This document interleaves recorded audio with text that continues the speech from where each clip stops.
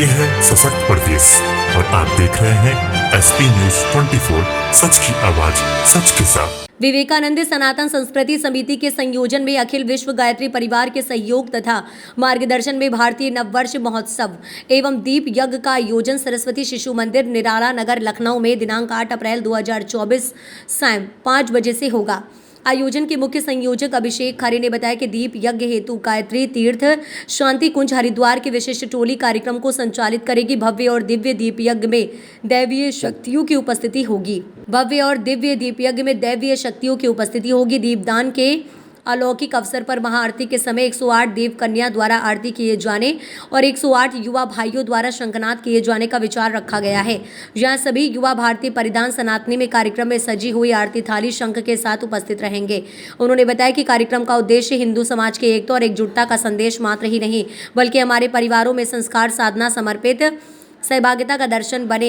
अतिथियों की उपस्थिति कार्यक्रम को सफल बनाने में गौरवशाली बनेगी। आयोजन में व्यापारिक क्षेत्र तथा सामाजिक क्षेत्र के लगभग 2000 से अधिक परिवार उपस्थित होकर राष्ट्र की सुख संपन्नता तथा समृद्धि के लिए अपने पूरे परिवार की ओर से 31,000 दीपों से दीप यज्ञ संपन्न करेंगे।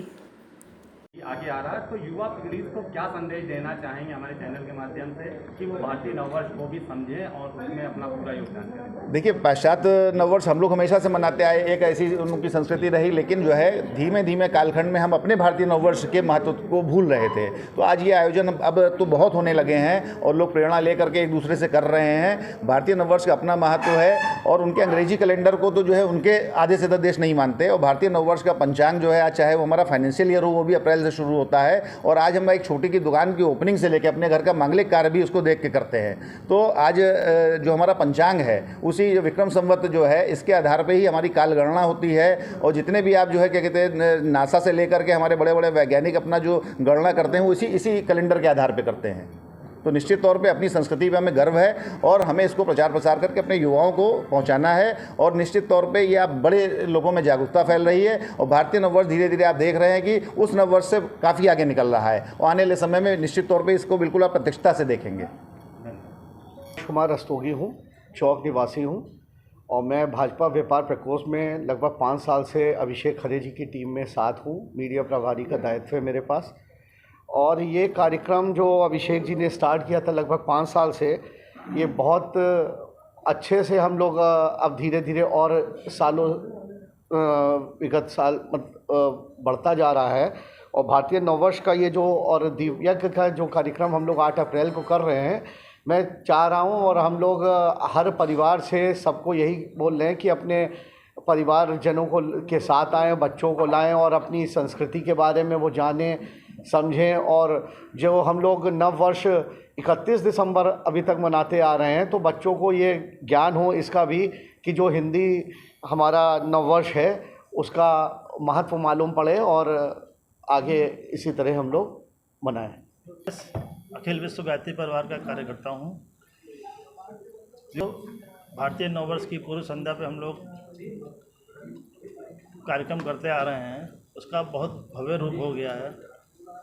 ये बाल शिशु मंदिर निराला नगर में आयोजित होता है। उसमें इस बार हम लोग दीप यज्ञ बहुत बड़े स्तर पर कर रहे हैं। करीब 31,000 दीपक उसमें प्रज्वलित होंगे। और उसके साथ साथ में एक बार हम लोग ने एक नई चीज़ अखिल विश्व गायत्री परिवार की तरफ से आई है, सुगम यज्ञ की किट, कि आप लोग हर घर में अपने आराम से 5 मिनट में दीप यज्ञ कर सकते हैं। हवन जो करते थे हम लोग, उसके लिए बड़ी व्यवस्था करनी पड़ती थी। अभी 5 मिनट में इसको कार्यक्रम को हम लोग निपटा सकते हैं। वो किट पूर्व पार्षद चांदी लखनऊ। मैं माननीय अभिषेक जी से इसी वर्ष जुड़ा हूँ और जो चैत्र प्रतिपदा का ये नववर्ष का कार्यक्रम हो रहा है, इसके विषय में इतना ही कहना चाहूँगा कि ये हम जो अभी तक 31 दिसंबर मनाते थे अंग्रेजी कैलेंडर के हिसाब से नववर्ष, कहीं ना कहीं अपने संस्कार हम खो रहे थे। हमारा नववर्ष जो हिंदी नववर्ष कहा जाता है, हिंदी नववर्ष है चैत्र माह से शुरू होता है। आपकी 8 अप्रैल को सरस्वती शिशु मंदिर में एक बहुत बड़ा आयोजन है, जिसमें मैं चाहूँगा कि हमारे यहाँ सभी सनातनी लोग सभी अपने पूरे परिवार इष्ट मित्रों के साथ आवें और उसको सफल बनावें। धन्यवाद। देखिए, गत वर्ष भी कार्यक्रम हुआ था, इस वर्ष भी बहुत भव्य और दिव्य भारतीय नववर्ष महोत्सव और दीपयज्ञ का आयोजन उसी स्थान पर जहां पिछले वर्ष हुआ था, सरस्वती शिशु मंदिर निराला नगर में दिनांक 8 तारीख को संपन्न हो रहा है। और इस आयोजन में भव्य दीप 31,000 दीपों से हम लोग राष्ट्र की मंगल कामना करते हुए, राष्ट्र की संपन्नता के लिए, सुख समृद्धि के लिए हम सब लखनऊ के सभी व्यापारी परिवार और सामाजिक लोग मिलकर के इस दीपयज्ञ का आयोजन कर रहे हैं, जहां विभिन्न प्रकार के सांस्कृतिक कार्यक्रम भी होंगे और हमारे युवाओं के लिए, बच्चों के लिए, महिलाओं के लिए भारतीय प्रधानों में तरह तरह की जो है प्रतियोगिताएँ होंगी, जैसे फैशन शो है, बच्चों की चित्रकला, नृत्य इत्यादि इत्यादि। वहाँ पर आए हुए सभी परिवारों के लिए हम लोगों ने भोजन की भी बहुत अच्छी व्यवस्था करी हुई है और विभिन्न प्रकार के सांस्कृतिक आयोजन वहाँ आपको देखने को मिलेंगे। सर, लगभग कितने लोगों के इसमें सम्मिलित होने की उम्मीद? हम लोगों ने जो न्यूनतम लक्ष्य रखा है, उस जगह के स्थान को देखते हुए न्यूनतम 2 से 2,500 परिवार हमारे वहाँ उपस्थित होंगे। अच्छा, अभिषेक खरे जी, आप इस आयोजन को कितने सालों से करते आ रहे हैं? ये आयोजन हम लोग करते हुए लगभग जो है 5वां वर्ष है। वृहद स्तर पर ये पिछले 2 वर्षों से हो रहा है। मुख्य अतिथि के रूप में भी किसी को आमंत्रित किया? ये मुख्य अतिथि तो हमारे गुरुदेव हैं पंडित श्री राम शर्मा आचार्य जी। इस आयोजन के मुख्य वक्ता के रूप में हमारे बीच में हम लोग के युवा जो है नेता माननीय नीरज सिंह जी उपस्थित रहेंगे। मुख्य अतिथि के रूप में हमारे उप मुख्यमंत्री माननीय ब्रिजेश पाठक जी, हमारे राज्यसभा सांसद जिनका बहुत बड़ा सहयोग पिछले कार्यक्रम में भी हमें रहा, डॉक्टर दिनेश शर्मा जी, वो रहेंगे।